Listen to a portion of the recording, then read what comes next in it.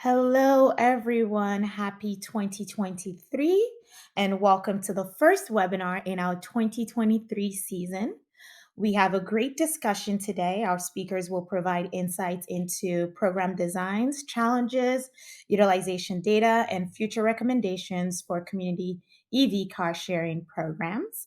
My name is Simbiat Yusuf. I am the events manager at Fourth. And before I pass it along to our moderator today, senior program manager at Fourth, Kelly Yearick, I have a few announcements from the Fourth team.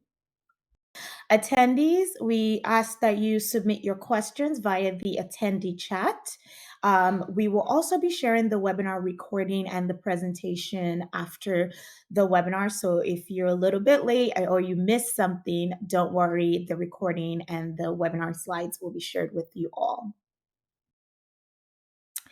And since it's 2023, a new year, who are we? Fourth, we are on a mission to electrify transportation. We bring people together to create solutions. We work in focus areas that are access to electric cars, access to charging, events and partnerships, policy, and access to emerging modes. Through all of these efforts, we're hoping to create solutions to reduce pollution and barriers to access. And our work, we just want to take an opportunity to thank our members and sponsors for the opportunity to bring this program to you all. If you're interested in a membership, partnership, or sponsorship of the webinar series, you can contact me at symbiaty@fourthmobility.org. My information is on the screen. I will also be the person sending you all the webinar recap and extra information. So you'll have my email via that as well. But we just want to take this opportunity to thank everyone that make this program possible. It's live. The 2023 Fourth Roadmap Conference program is live.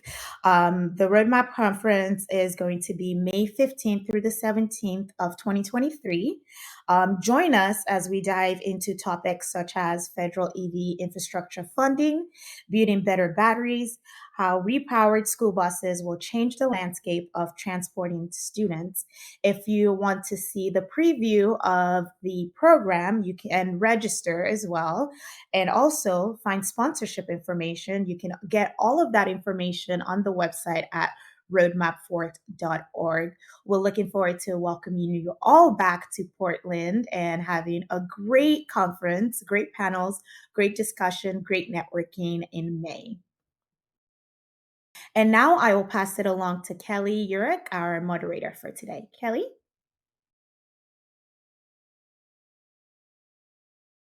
Yes. Hi. Hello, everyone. My name is Kelly Yearick. Thank you, Simbiat, for that introduction. I'm a senior program manager here at Fourth, as she mentioned. I've been here just over 5 years now. So this is definitely not my first webinar, but excited to be kicking off the first webinar of 2023 with you all. At this time, I'm going to ask my fellow presenters to go ahead and turn on their webcams, and I'll do some light introductions of them here. So first up, we have Greg Dronkert. Greg is the president and board chair for the Zero Emission Vehicle Cooperative, also known as ZEV Co-op. ZEV Co-op is a nonprofit consumer cooperative established to provide zero-emission car share services in Washington State. And we're going to hear a lot more about that coming up here shortly. Next, we're going to hear from Gloria Huerta, the Director of National Carshare Programs for Mobility Development Operations. Her primary focus has been on the development, deployment, management, and expansion of Míocar's electric vehicle rural car sharing program. And then finally, we will hear from Paul Schroeder, the CEO of HOURCAR. So Paul is the president and CEO of HOURCAR, a nonprofit shared mobility company in Minnesota. And then just a fun fact, before coming to HOURCAR, he founded and built a nonprofit social enterprise catering business in Portland, Oregon, providing employment training and placement for people transitioning out of homelessness and incarceration. All right, so you've met our our panelists, and now we have a quick icebreaker for each of them to join us in answering.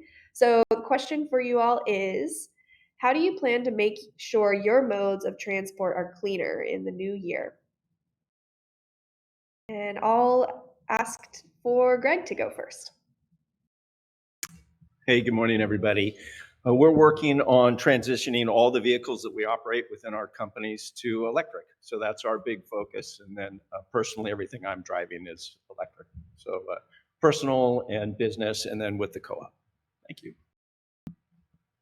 Thanks, Greg. Gloria. Hello. I will be walking more as well as using Míocar as a mode of transportation. Wonderful. And then Paul, you round us out. I was thinking about this question beforehand. I think the biggest impact on my personal footprint in terms of transportation has actually been COVID and doing a lot more meetings remotely, a lot less commuting in cars. And so I think that in the coming year, probably the biggest impact is just all the trips that I won't be taking again this year, because we'll be working remotely for a lot of the time and doing a lot of meetings remotely as well. Thanks, Paul.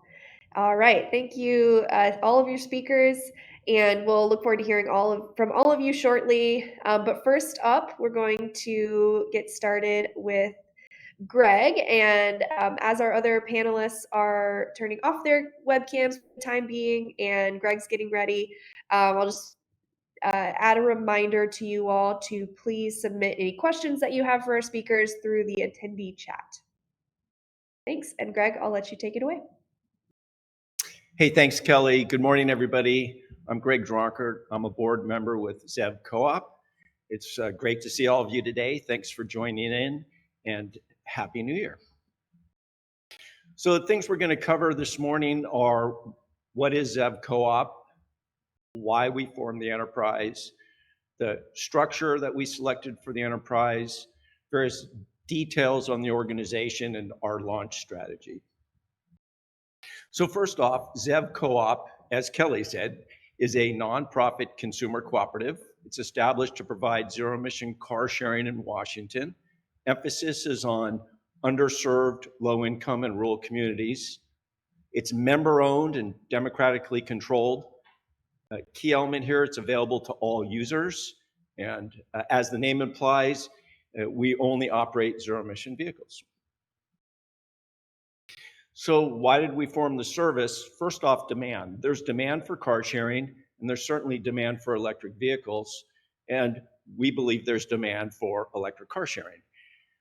One of the things we noticed here in the Seattle area were market failures, that the for-profit businesses that were providing these services were really focusing on high density, higher income areas of the metropolitan area. So really, there were no solutions in the rural and low income areas. Certainly on the Olympic Peninsula, no car sharing at all, even at the height of car sharing here in the Seattle area.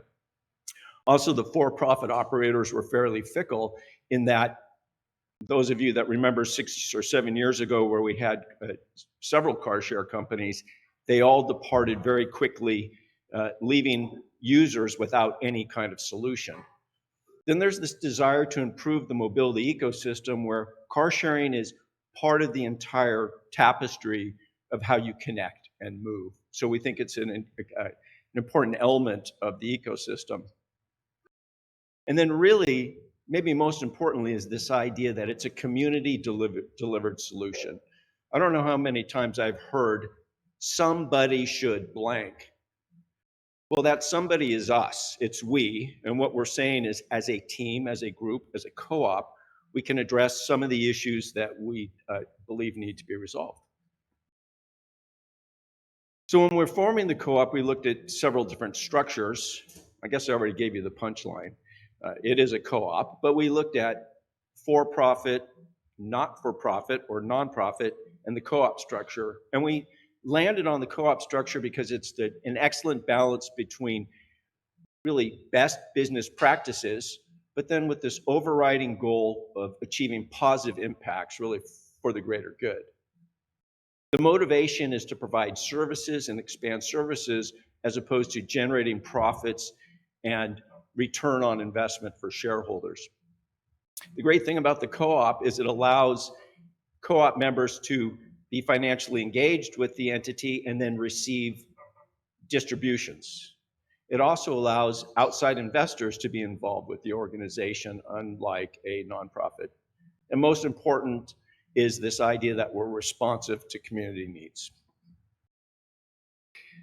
All co-ops are driven by 7 base principles. I won't dwell on those at this moment, but the key thing here is that we act on the concerns for community. That's been inherent in all co-ops throughout time.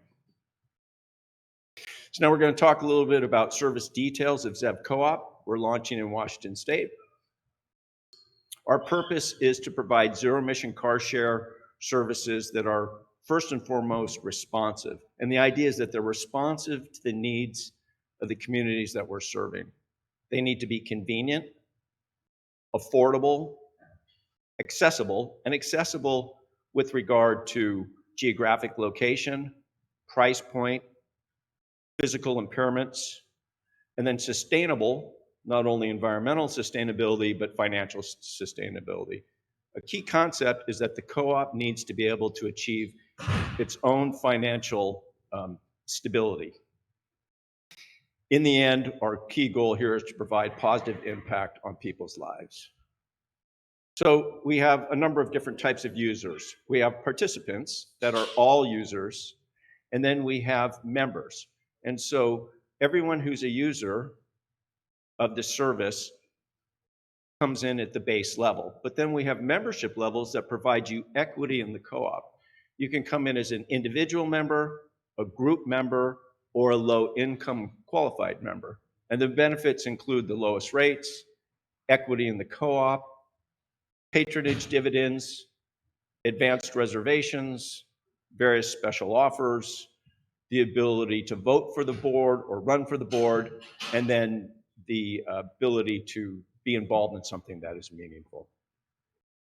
Governance is the members through the board. I won't list our board right here and now. We have really a remarkable advisory committee that we'll touch on here in a moment. But here's kind of an org chart. It shows the members really are the driving force. The board of directors reports to the members. The board of directors supervises the corporate officers, and then we're broken into really systems, ops, experience, and then engagement. You can see off to the side, there's an area for program management, and program really is business development, various grants that we're pursuing, and expansion of the service. So a steady state structure, and then an expansion structure in our organization. Here's our advisory council. I think you'll recognize many of the names. Very thankful to Forth for being involved in that. It's really a remarkable group. I think you all understand what the benefits are, but we'll just go through them. This is an alternative to individually owned vehicles. It's an alternative to internal combustion vehicles, provides more options within the mobility ecosystem. It's responsive to underserved rural and low-income communities. It provides access that would not otherwise be there, and it provides members a say in the success of the enterprise. In the end, we're powered by cooperation. Our launch strategy, really through pure coincidence, right after we formed the organization, Washington DOT released a zero access program grant for zero-emission car sharing in low-income and rural communities. So this was our sweet spot. We were able to focus a collaborative response to that. There's some details on ZAP grant, but I won't touch on those right now. The key point is we're launching through a pilot project. Here's the strategy, is we had multiple applicants. Each of these circles represents an applicant for the grant. Every grant application included a strategy to use a common operator, which is ZEV Co-op. Míocar collaborated with us on this. So Gloria, wonderful to see you. And Fourth collaborated with us on this. So this idea that all the different respondents to the grant would use one service delivery system, which is ZEV Co-op. It's the EVs, the software, the hardware, maintenance and repair, customer service. In the end, we're leveraging our knowledge and our resources against all or through all these projects. Here's a view of some of the sites. It ends up being 12 locations with 20 vehicles, all in service this year. Our focus is to provide access to all users, get more people using fewer vehicles, accelerate the transition to electric vehicles. Really importantly, grow in response to the needs of the communities we serve. And I'm really emphasizing that. We're focused on Washington State, but we see an opportunity to grow throughout the region. And in the end, what we're trying to do is have a positive impact on people's lives. Our mission statement, I'll just close with the last part of it. Our mission is to work cooperatively to achieve social, environmental, and economic outcomes that improve people's lives, and we are powered by cooperation. Thank you.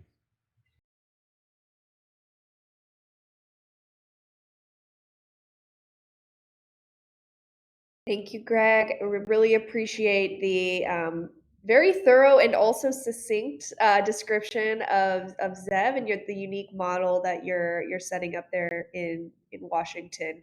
The co-op model is not one that we see a lot in transportation world. So excited to see you all kicking off this year and wishing you all the best of luck as you launch your pilots there in Washington. We'll definitely have lots of time for questions at the end, but for now, I'll invite Gloria to join us on camera and move through your presentation about Míocar. Buenos dias. My name is Gloria Huerta, and I am here to talk to you about Míocar. So an interesting fact is that the first day that I started working for this new Carshare program, we had community focus groups where we asked community members what they thought the name of the program should be, as well as the pricing scheme. So Míocar actually stems from the community focus groups that we had, and it's a play-on-play of the Spanglish of the Tulare and Kern County sites where we originally started deploying the vehicles. And it's really exciting to be here and talk about Míocar. So this is currently the Míocar team. We're focused on hiring local coordinators and fleet staff. We think it's very important to have community residents involved in the expansion of car share transportation equity programs in marginalized communities.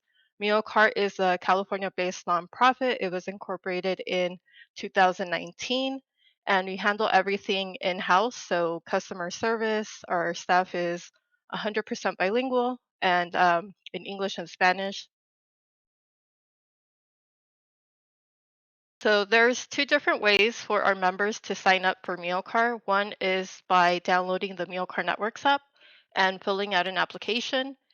Second option would be to go to our website and then creating an account online or giving us a call, and we can also assist our members with signing up. Míocar is affordable and easy to use. Our current rates are $4 an hour or $35 for the day. We do have a one-time $20 membership processing fee that automatically gets reimbursed back in 5 free hours of driving credit for all of our members. And what's included in the rates are 150 miles. Anything over that is 35 cents a mile. What's also included is insurance, maintenance, and roadside assistance. This is currently the types of vehicles that we have in our fleet. We have Chevy Bolts with the 240-mile range, Chrysler Pacifica plug-in hybrid minivans, and then Nissan Leafs. We have both the 220-mile range and 160-mile range. For us, it was very important to look at vehicles that had higher levels of range, just because when we originally started, we were in rural areas. So we wanted to make sure that our members were able to drive the longer distances that are required. And we also learned as throughout the years that it's great to have a diverse set of vehicles just in case there's any recalls. Um, that way, if we do have to ground some of the vehicles in our fleet, we continue to have other vehicles available for our members. The registration process to become a Míocar member. So all of our members have to be 21 or over, have a valid U.S. driver's license. We do accept AB60 driver's licenses for undocumented people, and our members have to have a valid debit, credit, or prepaid card. So if you meet this criteria, then you would download the Míocar Networks app, which currently supports Míocar Drive, which just launched in Albany, New York, FlowShare, Flower City Carshare in Rochester, New York, and then Forth Go Forth program. So in order to create your account, you'll need your driver's license, the payment method, and email and cell phone number. Once you complete your application, we do have a one-time membership processing fee that it's that $20 I was talking about earlier. Um, so that automatically gets reimbursed to our members once they reactivate their account. Normally, it takes anywhere between like 3 to 5 business days for a motor vehicle record to get processed. So, if our members are approved, we do orientations for every single one of our members, and those can be done via phone, video, or in person. And the reason for this is we want to make sure that our members feel comfortable accessing electric vehicles and understanding that this is community car share. So, the most important thing that you have to do is charge the vehicle when you return it, and we've generally found that this has been really great for our team and for the members. So once the orientation is complete, then we activate the membership. These are some of our member guidelines. The most important thing being to charge the vehicle when you are ending a reservation. We do have CDC recommended cleaning supplies inside all of our vehicles. So we encourage our members to wipe the vehicles when they're done. And we do have our fleet staff that physically check each one of our vehicles at least once a week, and make sure that they're clean from the interior and exterior. We do not provide car seats, so all of our members have to bring their own car seats. We do encourage our members to check the vehicle before starting their trip and documenting um, any damage that would require vehicle maintenance. The pickup and drop off is at the same location, so all of our members have to take the vehicle back where they first picked it up. Only approved Míocar members can drive the vehicles, and if a member is in an accident and held at fault, the member is responsible for up to a $500 deductible. These are some of our partners. Míocar would not be possible without the help of all of these great organizations that we work with. Here's pictures of local support and events. And here is initial Míocar data for the original sites where we launched in July of 2019. So that was a pilot program, and the pilot program ended in March of 2022. So some of the statistics are we had over 300 members and 900 applications that came to date. There were 180,990 electric vehicle miles driven from July 2019 to March 16, 2022, and over 2,400 member reservations. Oh, one quick thing to note, Míocar is expanding. So we launched in Richmond, California in September of 2022. We are currently doing beta testing in Stockton and are scheduled to launch this year. And then we're also working on expanding our fleet in Bakersfield, California. All of we do send new member surveys and after trip surveys to all of our members. So these are some of the findings that we were able to get. So residents use the service for daily errands and to get to work or job related trips. We found that people prefer to do the 24-hour trip as opposed to a few hours. That way they would be able to do more things during one big trip. Míocar helped residents make trips they would not have been able to make, and Míocar electric vehicles service has substituted for internal combustion engine vehicle trips. And thank you for having me. If anyone wants to contact us, you could either visit our website or email me at gloria@míocar.org. Here are some of our customer testimonials. We do have one of our testimonials, that person has taken over 500 trips, so we call them a super member, and Míocar would not be possible without the members that use the service. Thank you.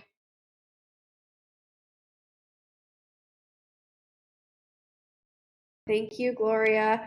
Appreciate the model that you've set up there with Míocar, especially just noting that the fleet diversity that you ensure there to allow for unknowns that we see in the industry of needing to ground vehicles for whatever reason, and also just being responsive to varying needs of your users. Okay, so last up, we have got Paul Schroeder, who's going to join from HOURCAR. So Paul, I welcome you to join on camera, and you'll kick off our last presentation before we head into the Q&A. Okay, thanks so much, Kelly. Hi, everyone. I'm Paul Schroeder. I'm the CEO of HOURCAR. And today I want to talk to you all a little bit about EV Carshare, which is a new project that just got launched last year. And I'm having some trouble advancing the slide. There it goes. Okay, perfect. And I think I got an assist in the background as well. So today, the power of partnership in car sharing, talking about EV Carshare.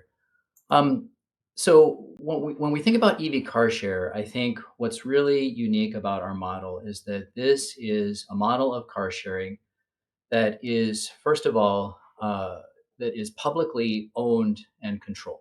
So EV car share is a car sharing network that consists of 123 electric vehicles, as you can see here, supported by a network of charging stations at curbside in the right of way.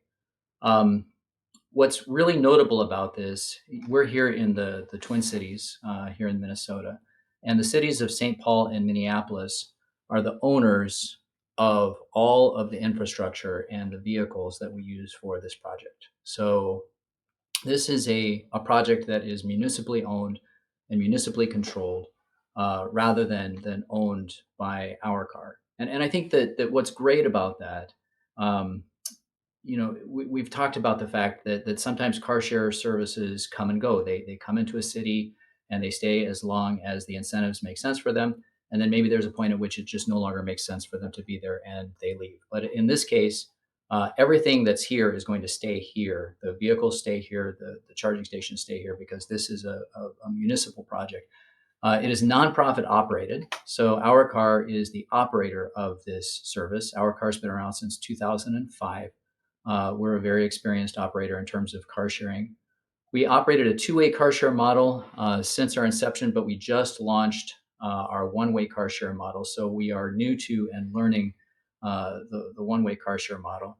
And we're doing that in a place that has some weather, as you may have heard. We just had a huge snowstorm a couple of weeks ago, and we have to deal with the snow logistics of having currently 123 electric vehicles that are all parked in the right of way and need to be moved for plows. And then the last thing I would say about this project is that this is really a community supported project. And I'll talk a little bit about our public-private partnership that we've developed for this. But this is a partnership between HOURCAR. Certainly the two cities are very strong partners. I know in the chat there's been interest in whether utilities are involved. So Xcel Energy, the local electric utility, has been heavily involved, contributed $4 million in in-kind expense for the construction of the charging stations. The American Lung Association is a partner. East Metro Strong, a transportation advocacy organization, is a partner. So this is a very strong and robust community-supported endeavor. So as I said, EV Carshare, we launched February 2nd, 2022. We currently have 123 electric vehicles that are operated as a one-way car share service. There's a network of charging stations, of which 42 have been built out so far. That's over 120 level 2 charge points. And we just added our first DC fast charging station recently as well. By the time that we're built out, when we have 70 charging stations, that'll be almost 280 level 2 charge points and 10 DC fast charging charge points. And this is really built to create and support equity. So 90% of the 35 square mile service area lies in neighborhoods that are predominantly low income and or are highly racially diverse. And I'll talk in just a minute about how we settled on that service area and what that means for us. So here's the service area. I don't, I wish I could do a quick snap quiz on this and just ask you, what does this look like to you? To me, this looks like a leaping schnauzer. If you think the ears of the schnauzer are and the nose of it are in the upper left corner, and then the feet in the lower left side, and then going back to the tail on the right side. Other people think different things about it. It looks like kind of a butterfly if you look at it in the right way. But this is our home area. It's a 35 square mile service area that we're operating here, focusing really, as I said, on low income and diverse communities. So EV results, we launched in February. We did release a report that I encourage you to look up. It's a great report with a lot of very granular data. One of our goals is to make this the most transparent car share service in the US in terms of the information that we release. So you can find that full report at evcarshare.com/report. But in our first 6 months of operation, we logged just under 25,000 trips, almost 250,000 miles. 33% of usage came from very low income members, defined as members who are living at less than 60% of area median income, which is about 185% of the federal poverty level. An estimated 41% of usage came from non-white members or Black, Indigenous, people of color. That was based on a small sample for whom we had demography at the time of about 300 members. There was about 1,500, maybe a little more than 1,500 members who used the service during that first 3 months, for 6 months, I should say. We have a more robust sample that I'll note below. Basically, to skip down to that, for our year-end statistics, we estimate that about 39% of usage came from non-white or Black, Indigenous, people of color members. And that's based on a sample of almost 1,600 respondents. We estimate that EV reduced about 741 metric tons of greenhouse gas in the first 6 months. And that's based on estimates both of the miles that were replaced in terms of trips, but also our best efforts to estimate the impacts from mode shift, basically people switching from personally owned vehicles to transit, biking, walking, and batched or foregone trips, as well as some impact on adoption of electric vehicles as a result of the easy access that was provided. By the end of the year, we'd had almost 57,000 trips, over 600,000 miles. 36% of that came from very low income members. And as I noted before, about 39% from BIPOC members. So these, we think, are really promising initial results. And we chalk these up to a few things. The first being just robust partnerships. So I covered this already, but this is a public-private partnership that includes HOURCAR, the two cities of St. Paul and Minneapolis, Xcel Energy, the local electric utility. The American Lung Association has been a tremendous contributor, and East Metro Strong, which is a local transportation advocacy organization. We also did a very robust community engagement project. Leading up to the launch of the project, we worked with 10 community-based organizations that represented those low-income and diverse neighborhoods that I referenced earlier, to really develop a lot of the service design elements, to get feedback on our rate structure. We really think that the community engagement that we did was tremendously supportive of the strong results that we got at the launch. You can read more about the community engagement. I did not put the link here, but if you go to hourcar.org/community, that's HOURCAR.org/community, You can read about our community engagement project, and you can also get a copy of the report that we published, which includes our findings and recommendations and a scorecard to track our progress. We think pricing matters a lot. People pay attention to pricing. Our prices are about half what other one-way car share services cost on average, and we offer a qualified low-income rate structure, Access Plus. We're not stopping. We plan to grow.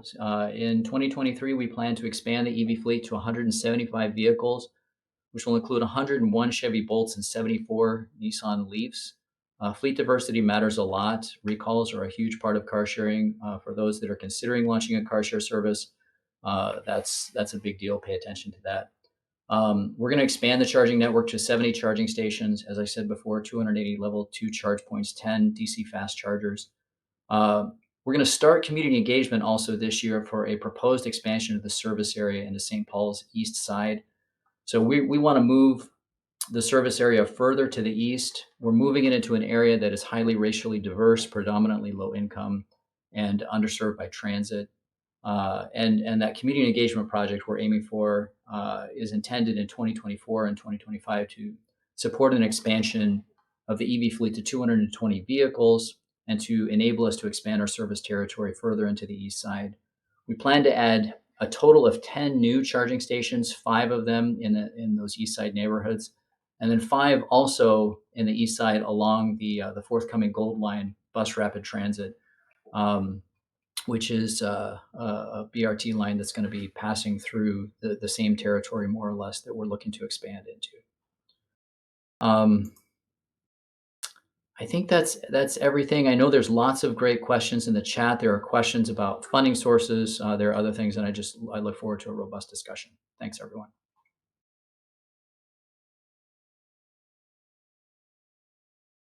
Thank you, Paul, for, yes, another really unique and interesting business model for CarShare. At this time, we are going to ask everyone, all of our panelists, to actually return back onto camera, and we're going to move into our discussion period. So thank you to those of you who have already added a lot of questions into the chat. We're going to dive into those. And I've been trying to track which ones you all have already answered. I know Paul and Greg have been working in the chat, so thank you for that. But if it looks like you've already answered one and I ask it aloud again, just let me know and we can move on to the next. I do want to just start with one that was asked early on, I think during Greg's presentation, but each of you spoke to really the community engagement and community-driven approach to each of your car share programs. And one of the specific questions that came up for Greg that I'd kind of like to just put back to all of you is how did you determine which locations, or how are you determining which locations to launch car share in? I think there's the community element. Paul, you talked a lot about some of the program design that you got input from your community, but I'm curious maybe how that influenced actual siting of the cars and so on. So with that, perhaps since Greg's been sitting off of the mic for a little bit, I'll start with Greg to answer that one. Thanks, Kelly, and great job, Paul, Gloria. There was criteria established in the WSDOT grant, which is really our launch strategy. So we had to meet certain criteria that Washington DOT approved for it being a underserved, low-income, or rural community. So that was the first step. The other aspect of siting was letting our partners decide where they wanted to try to launch. And so at a really high degree, it was driven by community needs as determined by our co-op partners. Going forward, though, we're very much going to continue to try to be in locations that are low income, rural, and underserved, but we're looking at the confluence of other modes. So a key element for us is making sure that we're near other transit modes, whether it be ferries or bus lines, and certainly in areas that you might think of as potential mobility hubs. Thank you.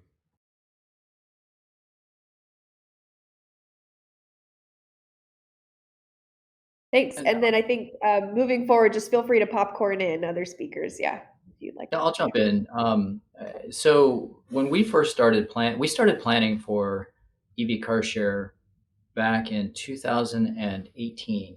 And at the time, we secured a consultant who I think is on, Creighton Randall. I think I saw that his name came up, who's been in leadership for Mobility Development Partners, now Mobility Development Operations, I think. But Creighton worked with us to develop our initial siting plan. We looked at a variety of measures. We looked at racial demographics, income demographics, transit boardings and alightings, investments in supported housing and so forth. There's just a variety of layers that we put together to try to say what's our initial working territory. And then the cities really got involved at a certain point and helped us say, okay, we think we need more here. We need like here's where we really think that residents would benefit. And then of course our community engagement project. But I would say that to some extent, even for community engagement, we had already more or less decided like these are the communities we want to serve before in order to approach folks. So there's a chicken and egg that's hard to surmount on this, because you're going to start somewhere, and so I think that absent community groups coming and saying we want electric vehicle car sharing in our neighborhoods, which frankly just may or may not occur to people to even ask for it. You start somewhere, and then you try to expand from that, and you try to get as much community participation, I think, as you can.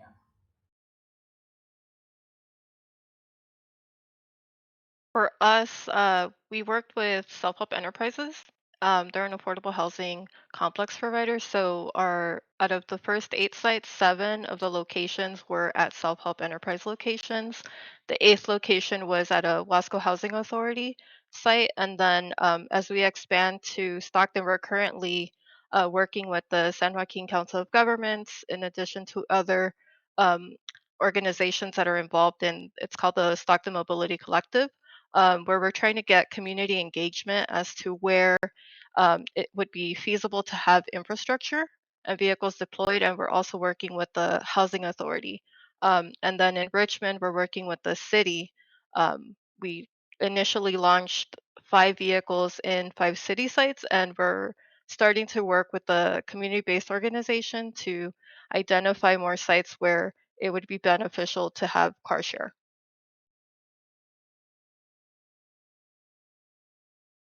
Great. Thank you all for those responses. I appreciate it. I do want to ask a question or two about charging. There's been a number of questions in the chat in this regard. One actually 2 sort of logistical questions about how your members access charging. I'm curious. I guess my first question is, what is the fueling scenario look like for users when they're making a reservation? I assume that in each case that your cars are being charged up in between each reservation by a dedicated charger. But then what happens if someone needs to charge on the road? What support is available to them, and what's sort of the financial expectation on their part? And actually, maybe a part B to that real quick for Gloria specifically, as I know you've got some plug-in hybrids in your fleet. How is that perhaps complicated or made more, actually maybe made simpler for users by having gasoline cars or hybrid cars mixed in?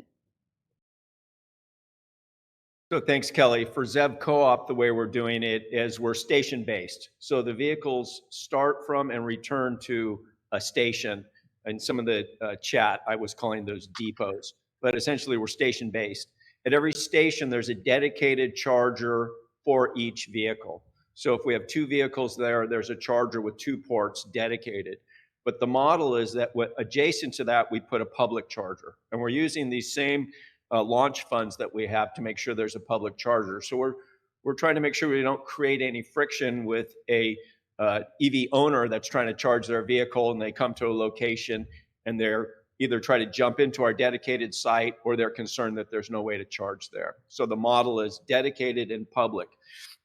The vehicles leave fully charged, but when they're out free roaming on the range there, The charging's up to them. It's for us in the beginning is just too complicated to figure out all the different charging scenarios and networks providers that are out there. So they're on their own for charging. Our call center will respond to any questions. Orientation deals with questions and ongoing training materials. Then when they come back, though, they need to return at 25% of capacity of the battery capacity. Then we charge them back up for free.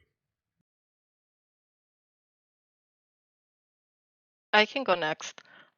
So we do have station-based spaces for all of our meal cars, and then we do have charge. I call it a keychain of charge cards that are inside all of our vehicles, and it has, let's say, like EVgo, Blink, ChargePoint, EVCS charge cards, so that if any of our members take a long trip, they're able to charge free of cost by using one of those cards. And in terms of the hybrid vehicles, we do have a fleet card inside our vehicle as well that members are able to use free of cost to them. So, if they take a whole day, the sales tax, if they do have to stop and charge, then they don't have to pay upfront for additional costs of charging. Two observations on this. So, we're operating both. So, I talked about EV. I did not talk about a project that we just launched, which is our multifamily EV car share project, which we are developing. But we're with funding from the U.S. Department of Energy. We are aiming to place 50 shared electric vehicles at multifamily sites over the next couple of years. We've just gotten rolling with that project. We've got 2 sites operational. One thing I will say, with regard to what Gloria said, is that two-way car sharing with electric vehicles is much more challenging than one-way car sharing with electric vehicles, because if someone reserves the vehicle and brings it back dead, and you've got another reservation at 15 minutes, that's a big problem. That's a hard operational problem to solve for. Whereas if you have a one-way electric vehicle that somebody drives to almost dead, they park it, and it takes itself out of service, and nobody else is waiting for that car to show up. You're just grabbing whatever car is available. So two-way logistics are harder with charging than one-way logistics, I would definitely say. Yeah, I think the other thing, in terms of operating the charging network, I would offer is that we have an incentive program. So if someone drives one of our EV car share vehicles, and they have 2 options at the end of their trip. They can either end it anywhere within the service area that's legal to park for 2 hours or more and just end their trip. That's the typical one-way offer. Or if they park it at one of our charging stations and plug it in, they'll get a $4 credit. And I think that really helps to incentivize people to take on some of the charging for themselves. We have a charge card. So we have we have a native network, so to speak, or a home network for our vehicles, for our own charging network. We also put charge point cards in the vehicles, and we pay for them to charge at any charge point station. And there's no fleet card equivalent for electric vehicles right now. It's actually a gap, I would say, in the industry currently. But ChargePoint is as close as you can get, because they're just the most ubiquitous provider of charging services. And Diane just asked about this. We have a free charging chart. We pay for the charging. So we pay for whether we pay for the charging on our own network, and we pay for the charging if someone uses one of our charge cards for ChargePoint. I wanted to add one more item. I did forget to say all of our vehicles come with it's a laminated sheet of paper that has a list of the nearest charging stations, level 3 chargers. So if somebody takes a longer trip, let's say from Visalia, California to LA, you either have to stop in, it's one EVgo, either in Delano or Bakersfield. So we want to make it easy for our members to look and see, oh, okay, I can just stop here and charge on my way if I have to take a long trip.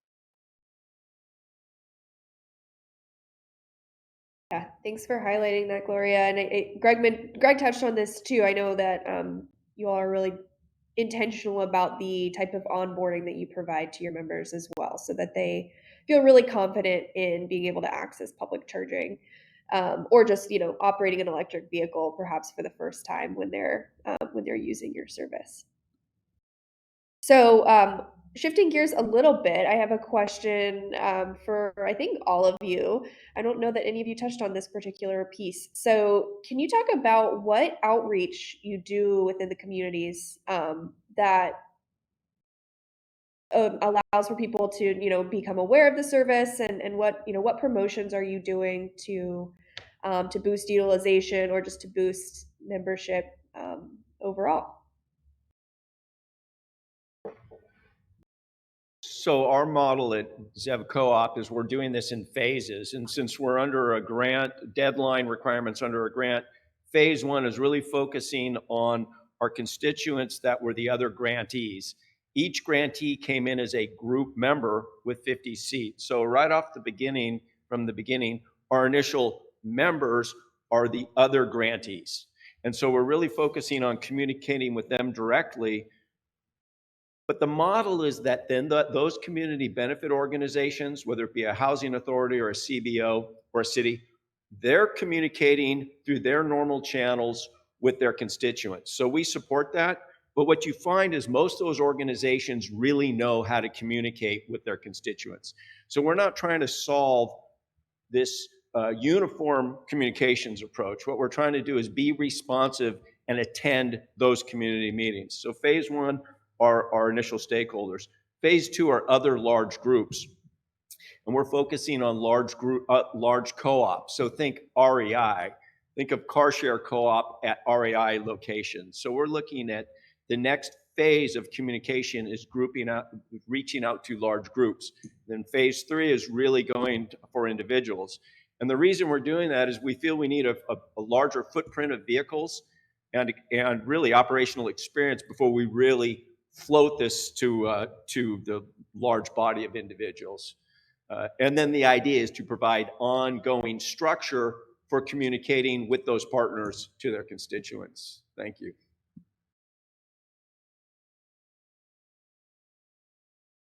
I'll just say that we did, as I said before, we did a big community engagement project in the lead up to and the launch of EV Carshare.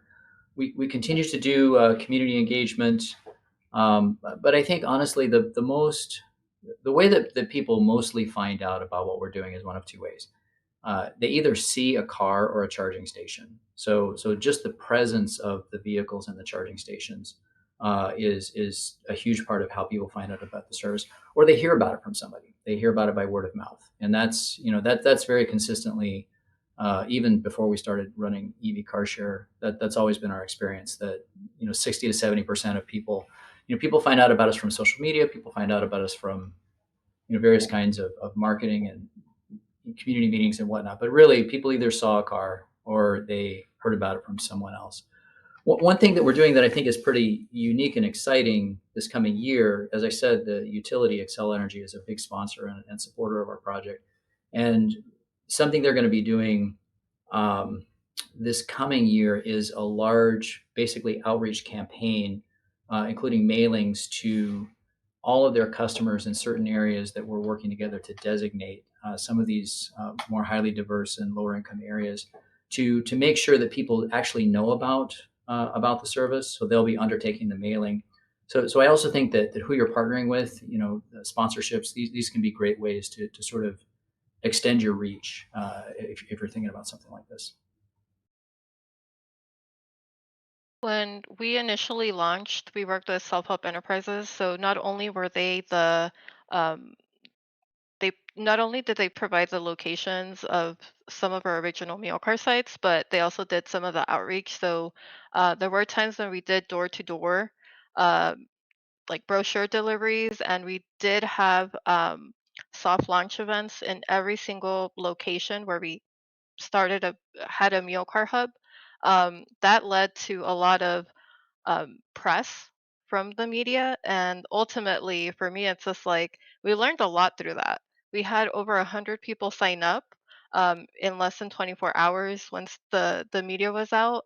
And we didn't have a lot of vehicles. initially when we were doing the soft launch events online. So through that, I'm always like, if you're going to be doing a car share program, always make sure that you have all the vehicles that you need in place to meet the demand of um, the people that apply, because it's been great to know to gain this information.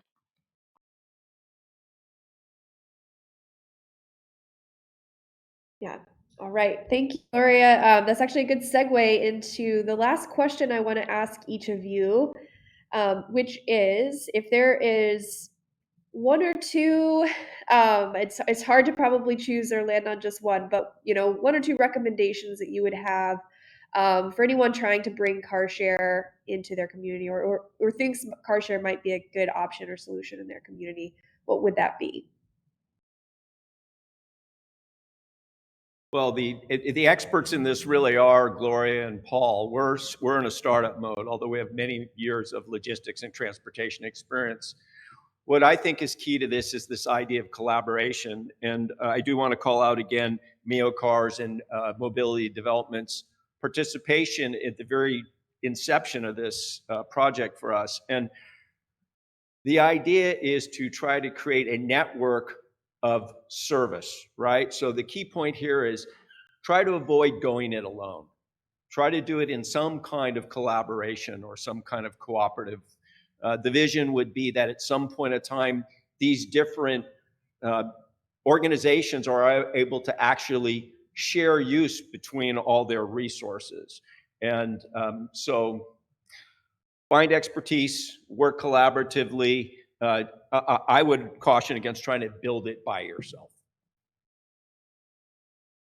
I would say give yourself enough time to plan things out. Things are going to happen, and there's things that you don't plan for, so it's important to give yourself as much time to deliver the programs and be intentional about it, and also diversify the fleet.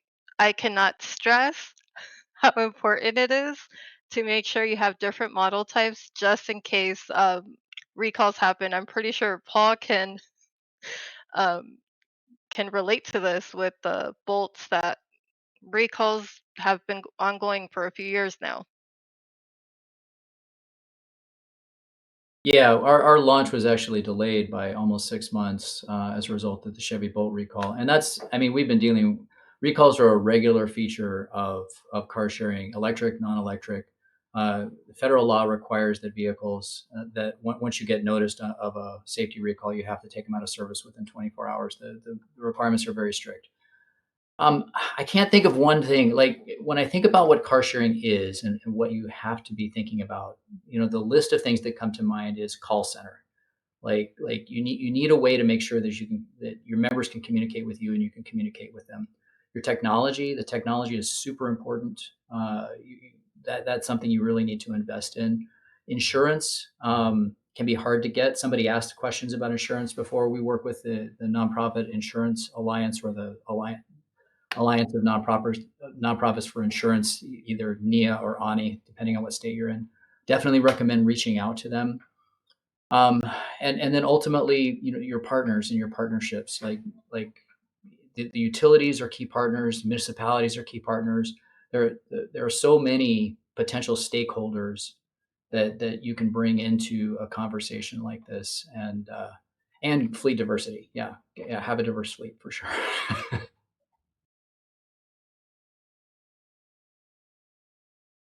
Great. Well, thank you all so much. I'm gonna invite Cynthia back on to help close us out here. But just thank you to each of our panelists. Yeah, I've learned a lot. Didn't speak very much about my time at Fourth, but certainly I'm engaged with a lot of car share work myself. So I've learned some things today, and I'm going to take back to our team for sure. So I appreciate all the expertise and real passion that's here on the call today. So thank you, and thank you to our attendees as well. Thank you so much, Kelly, for leading the conversation. Gloria, Greg, Paul, thank you all so much for sharing a lot about the work you all do.